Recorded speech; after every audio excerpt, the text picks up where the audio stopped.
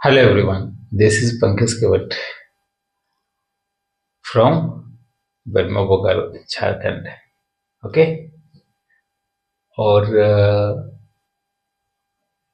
आज की class regulations 154 154 no 155 154 MMV के बारे में था और 155 में इंस्टॉलेशंस के बारे में। ओके कुछ ज़्यादा पॉइंट इसमें है नहीं, 2-3 बातें रखी गई है, अदरवाइज और कुछ खास है नहीं। ओके तो कहने का मतलब है काफी दिनों के बाद आई थिंक 8-9 दिन हो गए होंगे, अप्रोक्स 10 दिन के बाद क्लास में फिर से उपस्थिति दिखा रहा हूँ। और इसके पीछे है कुछ कारण है। कारण क्या कि अगर मैं बात रखूं तो समझ लो मैं डिप्रेशंस में चला गया था। इनफैक्ट डिप्रेशंस ना बोलिए, उनको आप टेंशंस बोलिए। थोड़ी बहुत टेंशंस लगी रहती है लाइफ को, करियर की और फाइनेंशियली सिचुएशंस को भी टेंशंस लगी रहती है, जिसके वजह से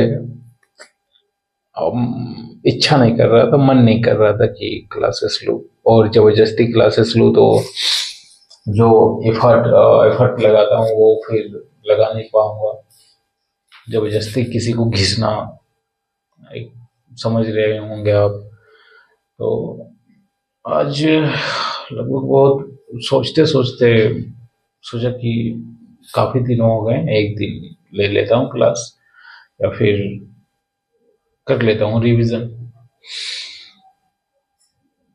है कुछ कारण है जिसके वजह से डिप्रेशंस या फिर टेंशंस। और एग्जैक्टली अगर देखा जाए तो मैक्सिमम प्रॉब्लम्स जो होती है वो फाइनेंशियली स्टेटस लेके होती है, मतलब फाइनेंशियली स्टेटस को ही लेके होती है। अधिकांश सॉल्यूशंस आपका अगर हाथ में पैसा है तो अधिकांश सॉल्यूशंस आपको हो जाएगी। बट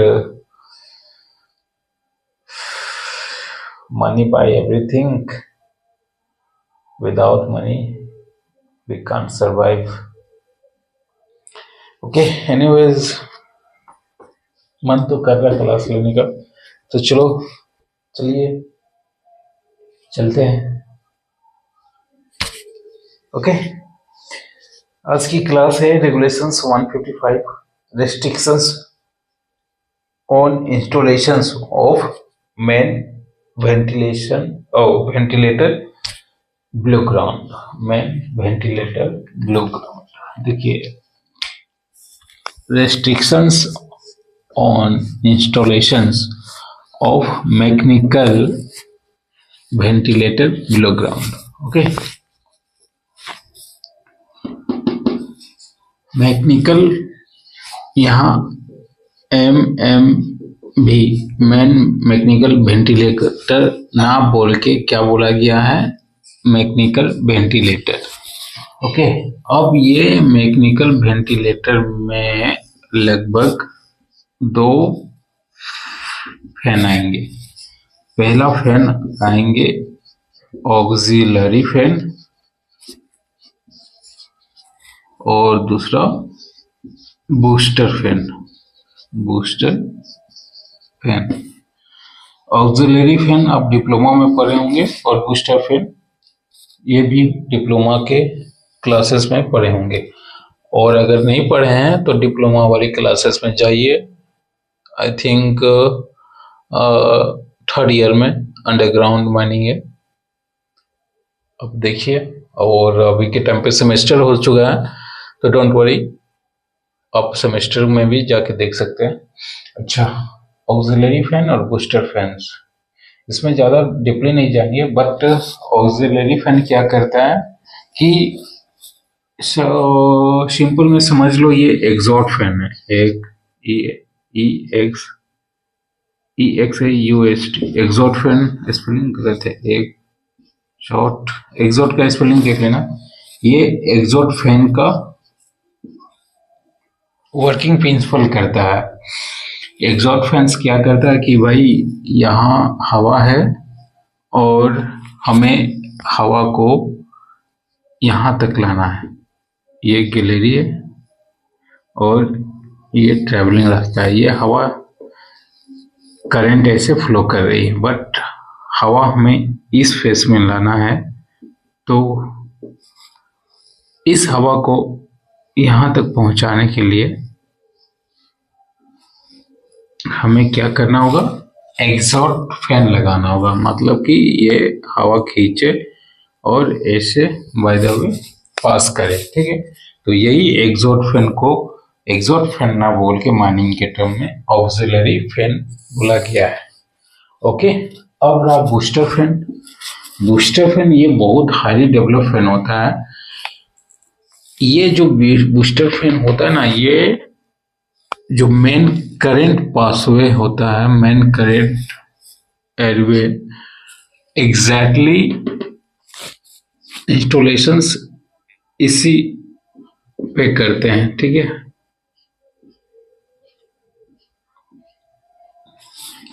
इंस्टॉलेशंस इसी पे करते हैं। जो मेन करंट का ट्रैवलिंग या फिर एयर करंट बोलिए, या फिर एयरवे बोलिए,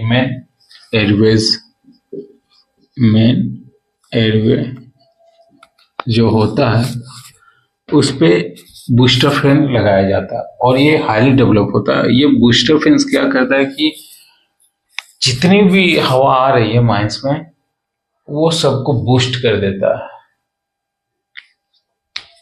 हवा अगर ये ओपन इन्वायरमेंट से एमएमबी के थ्रू थोड़ी बहुत कम आ रही है और डीपली हम लोग 200 या 300 गए, तो बूस्टर फैन लगा दीजिए, एयर वेलोसिटी इंक्रीज हो जाएगी। ओके, एक चीज हमेशा रिमेम्बर कीजिएगा, याद रखिएगा कि बूस्टर फैन हमेशा एयरवेज में, मेन एयरवेज में होता है, ठीक है। और ऑक्सिलरी फैन कहाँ लगाते हैं, फेस पे या फिर डिस्ट्रिक्ट पे लगा सकते हैं। डिस्ट्रिक्ट पे एमएमबी ये लगेगा बूस्टर, फेस पे ओनली 2-3 फेस अगर प्रॉपर तरीके से वेंटिलेट करना है तो फिर ऑक्सिलरी फैन, और पूरी डिस्ट्रिक्ट को वेंटिलेट करना है तो बूस्टर फैन। ओके, और कुछ इसमें बातें है नहीं। बूस्टर फैन, ऑक्सिलरी फैन ये भी चलेंगे, देखेंगे किसी दिन डिप्लोमा में। और रेगुलेशंस में क्या पॉइंट जो रखी गई है कि पहला, कोई भी जगह पे बूस्टर फैन हम लोग इंस्टॉल नहीं करेंगे, कभी नहीं करेंगे, बशर्ते जब तक कि हम मैनेजर से परमिशंस ना ले लें। ओके, सेकेंड पॉइंट क्या रखा गया है कि सर्वे, माइनिंग सर्वे या जो भी सर्वे है हमारे पास, उसके आदेश के अकॉर्डिंग हमें बूस्टर फैन को इंस्टॉलेशंस करना है, प्लस रीजनल इंस्पेक्टर को भी नोटिस लेना है या नोटिस देना है, परमिशन लेना है या देना है, ये देखेंगे रीजनल इंस्पेक्टर को विदिन कितना, 7 डेज में, विदिन 7 डेज में आपको परमिशन ले लेना है कि नोटिस भेजना है। ये रेगुलेशंस में लिखा गया है। ओके, आज की क्लासेस ज़्यादा है नहीं, बस इतनी है।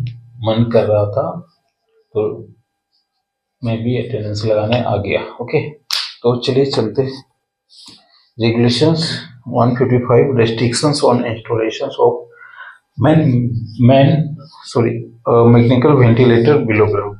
In every sim in every sim every fiery sim or gassy sims or second or third degree, the following provisions will be effect in relations to installations below ground of the booster fan, namely in every fiery sims or gassy sims of the second or third degree.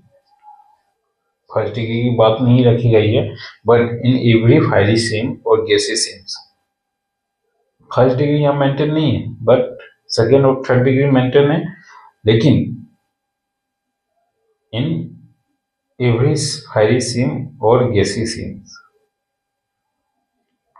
Of second और third degree. तो first degree की बात नहीं है, तो first degree में हम लोग इंस्टॉलेशंस नहीं करेंगे। ओके, तो शर्तें हैं, क्या क्या शर्तें हैं कि no booster fan will shall be installed below ground in the mine unless manager is satisfied as a result of survey of the ventilations of every part of the mine level to be affected that such installations is necessary or expedient for the proper ventilations of the mine and that it should be installed.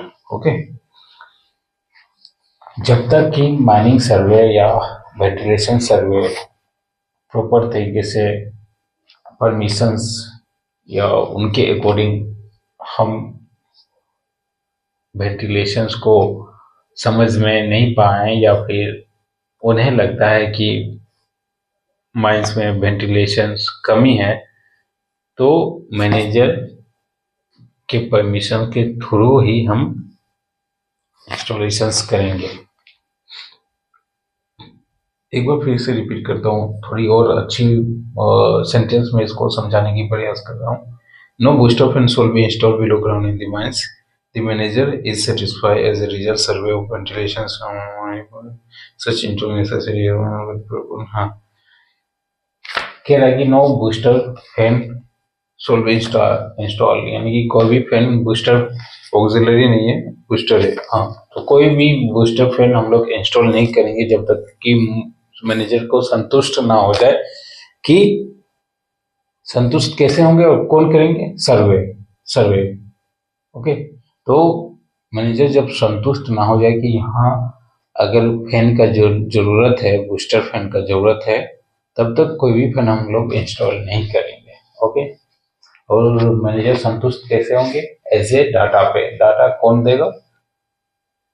Surveyor देगा। Okay, और data पे नहीं तो वो खुद भी जाके physically appearance दिखा के वो संतुष्ट या फिर एग्जामिन कर सकते हैं। Okay, 7 days, second point is 7-day period notice of every such installations under the together with particular service report shall be for particular the survey effort shall be sent to the 7-day period notice। हमें किसको भेजना है? Period notice within 7 days किसको भेजना है? Within नहीं लिखा हुआ है, लेकिन समझ लो पीरियड नोटिस विदिन 7 days किसको भेजना है? रीजनल इंस्पेक्टर को। ओके, इंस्टॉलेशंस के पर्पज से। इसके बाद for the purpose of regulations is clarified that the shifting of booster fan from one place to another deemed to be installations of booster fans.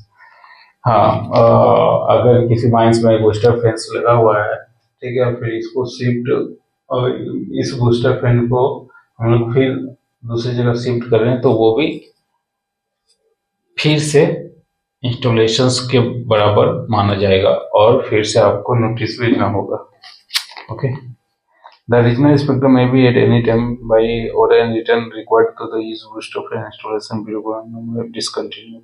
Manager regional inspector के चाहे तो कभी भी वो अपने ऑर्डर देके बूस्टर फैन को discontinued कर सकेगा कि भाई अगर नहीं जरूरत है तो नहीं चलाओ, अगर जरूरत है तो चलाओ। वो रीजनल इंस्पेक्टर पे डिपेंड करता है। तो ऑलमोस्ट रेगुलेशंस कंप्लीट हो गया। नेक्स्ट रेगुलेशन है installations and maintenance of mechanical ventilator, यानी कि एमएमवी का इंस्टॉलेशंस और उनकी सर्विसिंग देखनी है, मेंटेनेंस। ये थोड़ी लंबा रेगुलेशन से बस है, तो इसको हम लोग कल खींचेंगे। ठीक है, हाँ भाई खींचेंगे, कल खींचेंगे। और कल और भी अगर थोड़ी बहुत मन किया तो बहुत बेस्ट तरीके से कल की क्लास लेंगे। आज से श्री गणेश किए हैं तो कंटिन्यू रखेंगे इसको 250 तक का हम कंप्लीट देना तक डिप्लोमा। अच्छा, आज तो शिवरात्रि भी है, तो आप सभी को शिवरात्रि यानी कि महाशिवरात्रि की हार्दिक शुभकामनाएं और बधाइयाँ भी। बहुत सारे ऐसे स्टूडेंट होते हैं कि भोले बाबा का परम भक्त होते हैं। परम भक्त कहने का मतलब वही आप समझ रहे हैं। और हमारे पीरियड में तो हमारे जितने भी बैचमेट थे, जितने भी हमारे रूममेट थे, सारे के सारे भोले बाबा का भक्त थे और भयंकर तरीके से भक्त थे। ऐसे ही नहीं, भयंकर तरीके से। ओके, तो उन लोग को भी यानी कि अपने बैचमेट को भी महाशिवरात्रि की शुभकामनाएं। महादेव आप सभी पे कृपा बनाए रखे। ओम नमः पार्वते पते हर हर महादेव। बहुत एनर्जेटिक आता है। कभी टाइम मिले, स्पेशली झारखंड वासियों को। हमारे यहाँ तो महाशिवरात्रि देवघर में अजीब तरह से मनाया जाता है। हालांकि मैं कभी अटेंड नहीं हुआ हूँ, बट सुना हूँ महाशिवरात्रि ओवरऑल 12 ज्योतिर्लिंग में सबसे भयंकर हमारे यहाँ ही होता है, यानी कि देवघर में। बट मैं ये बोलने वाला था कि झारखंड वासी हैं तो स्पेशली आप किसी दिन बनारस निकलिए और बनारस के संध्या आरती यानी कि गंगा आरती तो आप देख लीजिए संध्या में 5-6 बजे से 6 बजे 7 बजे तक। उसके बाद खाना पीना खा के 11 बजे काशी विश्वनाथ जी की आरती होती है। एग्जैक्ट 11 बजे, बट आरती स्टार्ट 9 बजे से हो जाती है, 11 बजे तक चलती है। लगभग माँ अन्नपूर्णा की भी आरती होती है और आरती इतनी मस्त, बहुत आनंद, बहुत आनंद। तो जो भी है झारखंड के, तो आप ज़्यादा फेयर भी नहीं लगेगा, एक लोकल ट्रेन भी है तो आप उससे भी जा सकते, रिजर्वेशन में भी जा सकते, कोई इशू नहीं है। 200-250 में फेयर लगती है। तो एक दिन लुत्फ उठाएं। महाकाल बोल रहा हूँ, काशी विश्वनाथ जी जाइए, गंगा आरती देखिए और गंगा आरती के साथ साथ काशी विश्वनाथ जी की भी आरती मंदिर में जाके देखिए, बहुत अद्भुत, मजा आ जाएगा। हाँ, वहाँ की आरती की मान्यता ये है कि वहाँ की आरती वहीं रहती है। ऐसा नहीं कि कोई भी पंडित या पंडा वहाँ का आरती बाहर में रिपीट कर सके। मतलब हमें, अगर मैं मंदिर के प्रांगण में हूँ तो हमें आरती याद है, ठीक है, लेकिन एग्जैक्ट मंदिर से बाहर निकलूं तो आरती याद ही नहीं है। ऐसा वहाँ के लोग कहते हैं, वहाँ के पांडा कहते हैं। वो ऐसा इसलिए क्योंकि भाव आता है, भाव। वो आरती कहीं लिखी हुई भी नहीं है कि उसको याद करो और अपने घर पे आरती करो, लिखा हुआ भी नहीं है। वहाँ का वातावरण ही ऑटोमेटिक वो आरती गुणगान होने लगता है। एग्जैक्टली ऐसा इसलिए क्योंकि ऑन दी प्रेजेंट ऑफ मंदिर कॉरिडोर, मंदिर के प्रांगण में ऐसी माहौल बन जाती है, इतनी ऊर्जा आ जाती है कि ऑटोमेटिक खतरनाक आरती होती है। प्लस भाव भी दिखता है। भाव क्या दिखता है कि काशी विश्वनाथ जी की शिवलिंग है, प्लस राइट साइड में गंगा माँ है, तो वो भाव दिखता है, ठीक है। मतलब कहने का मतलब है, अगर आपको बोला जाए कि गाय के बारे में निबंध लिखिए, ठीक ना, तो आप तो लिख देंगे हाँ भाई, लेकिन वही गाय आपके सामने आ जाए और आपको बोले कि निबंध लिखिए, तो जो आंखों से दिखता है उसमें आप ज्यादा अच्छे से लिख पाएंगे ना। सेम इट इज वहाँ पे। ओके, तो जाइए किसी दिन, और हर हर महादेव। Thank you.